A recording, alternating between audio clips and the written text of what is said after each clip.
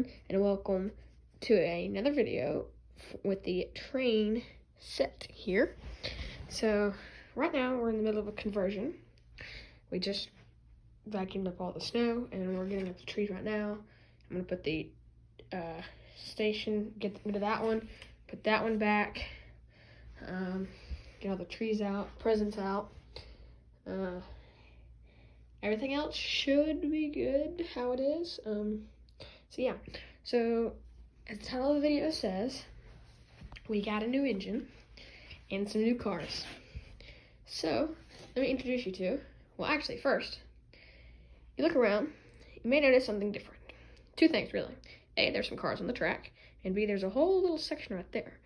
So let's go over here and introduce you to this section. So we have our standard track, which is where it used to come. It used to come here and then split to the inside track, and then you know how it was. So now I just added this switch here, and then I added this switch here. So two back-to-back switches. They're electric, but they're not hooked up yet. So you come off this main line. Our trains are running this way, as you can see. So it goes like come out, and then come around, and then come back. So we can back in here. So in here we have two engines sitting here and 3 cars. This is a small little area for 3 freight cars. I don't know how many passenger cars it fits. I think it fits probably maybe 1. But the only reason I did this is because if we don't want freight cars on the track, we could just put a few of them right here and then run the passengers, and then when we want to take those off, we could just put, you know, we could put them on the inside track how they are now and then run freight. Or that's temporary. This is all temporary here, because what we're going to do is we're going to get these boards there. There's 2 of them. There's one on the other side of that one, and run it down this. So I have a turntable here with exterior track. It's like no roundhouse. It's just some tracks on the turntable. That'll house all 4 of our engines, technically 5, however many we have, I have no clue. And then that will be where this line comes in here, where these 2 lines come in here. There'll be another split right here. So then this line will be basically like this, but it may come out a little bit more. So then I'll have a split here, so I'll have this line and then this line. So I'll have 3 lines, but this line here that'll come out will go all the way over here. That way we can put some of these passenger cars if we need to. So on to the engine section. So we have a few engines. The track is basically freely hanging over the table. I just got a Lincoln log, some screws. Put these screws, they go down into the table right there. And then I put a screw through the back here that the knuckle hits right there, and it's sort of like a bumper, sort of. Basically, I don't know why the camera's glitching out. Then I got another Lincoln log, Jenga screwed into the Lincoln log, and then the track screwed into the Jenga, and then the Lincoln log screwed into the table. It's like basically a redneck sort of little area. As you can see, it is very much leaning.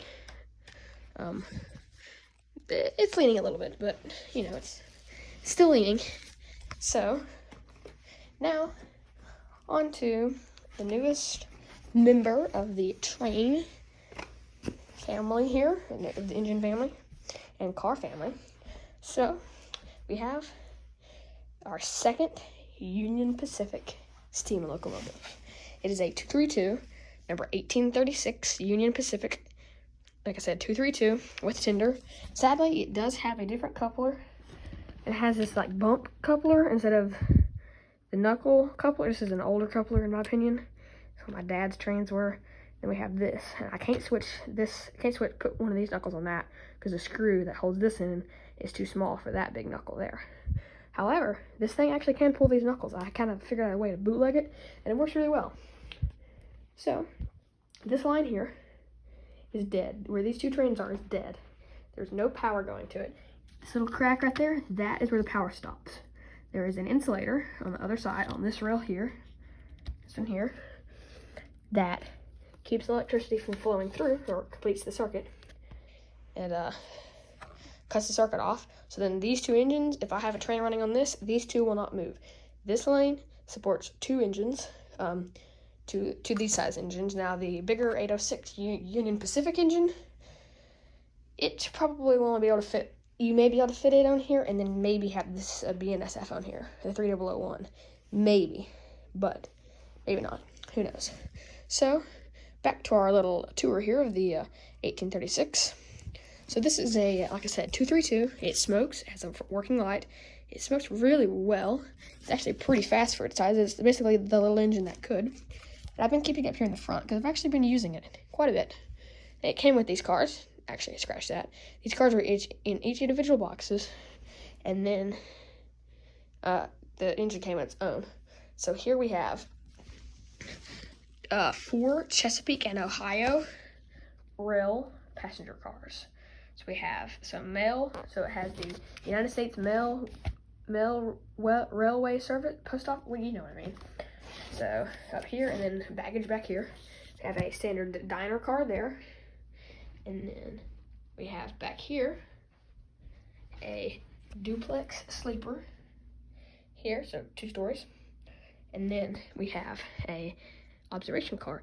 Now, the reason I got these cars is because the Florida East Coast cars, which are down there, are a little bit broken at the moment, but I ordered some couplers, and so I'm going to put some new couplers on them, and they should be able to run with this. They're probably not going to hook all those cars together, but I will be able to use those Florida East Coast cars. So when we start building that area over there that I was telling you about with those boards, I will make probably another line for the FEC cars, and then probably 2 lines for these, split these into 2, since these are 45 inches total in length. So I think that's like 3 feet, 2 feet, 3 feet, somewhere in there, in a straight line. So, yes. Now, if you look at the observation car, it's a little bit different. The Florida East Coast car has a rounded observation car. So, hang on. So, this just has a flat end with a gold bars and a little, sort of rain protector. I don't know really what that does. I'm kind of getting Polar Express vibes by this little back part, honestly. So, yeah. This is, it says on each here, it says what the car it is, and then Chesapeake and Ohio. And next time I go to the train store, I'm gonna get a switcher engine if I don't get one before that, and maybe some more passenger cars. Maybe probably not some Chesapeake and Ohio, probably some Union Pacific or something like that to go with the 1836 over there, the 232. As for the map, or as for the layout, same like I said before at the beginning of the video. So yeah, however, we have koi. We got a little koi pond behind the church. We have street lamps, and then these, you've always seen those probably. I'm getting rid of those for now, because it's summer. That'll go back in, that present's gonna go. We have a parking lot now. We have, this is all painted in. You can kind of see where I painted over the line, over the boards there. Just how it is. It kind of looks ugly, but whatever. We have, this is all painted. Have some lovely roads going to the field and all that. Have a lovely road going out there. And, new thing here, I don't know if I made a video on this. The pigs have mud on them. I painted some of the pigs to make it look like they have mud on them. The doorstep's muddy. Yeah, so, obviously I painted the cow to be muddy. So yeah, I actually broke this fence post, so I'm gonna have to put this back. But enough of that.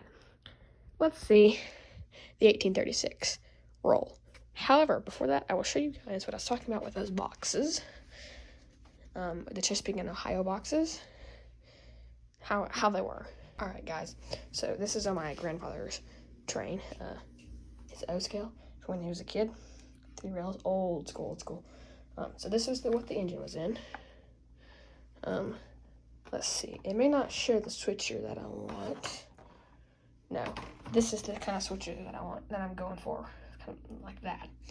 This is the observation car.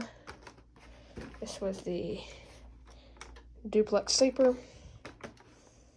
This was the dinner car. And then this was the baggage. So yeah, they all come in these boxes like that. That's probably gonna fall. Alright, now, next up, we're gonna see the 1806 or 1836. Don't know what I was putting O in there. We're going to see the Union Pacific run with the Chesapeake and Ohio cars. However, if you want to get these off the dead track, all you have to do is just simply push them onto, make sure the switch is lined, and push them out onto the live track. He's currently live right now. I'm going to push him probably to right about there. Now, this guy won't move. Any other trains that'll be on there will not move. So, we're going to go down here to our control box. Go up here, and you should start seeing the Union Pacific start rolling. And now, as you can see, the Union Pacific 1836 232 is now rolling.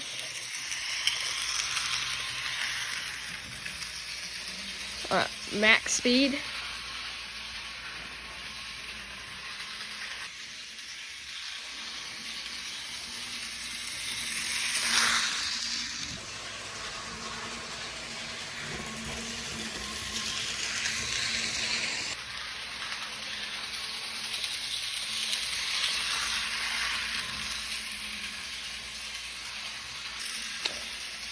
Alright, so here comes the Union Pacific, the 232, and we're going to slow her down real fast.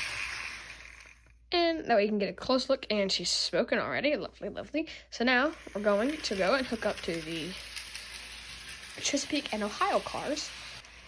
So enough for her to get off the switch. Lovely. I don't like to yank the cars that hard, because then it messes up the couplings.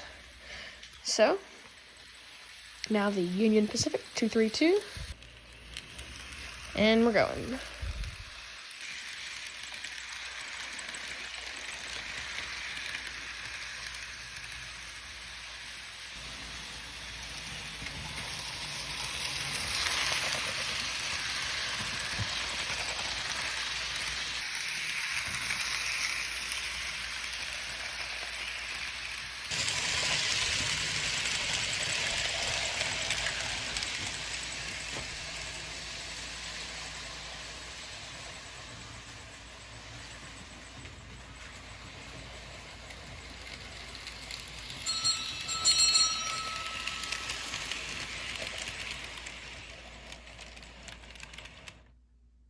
Thank you guys so much for watching, and I'll see you next time on another video of the trains.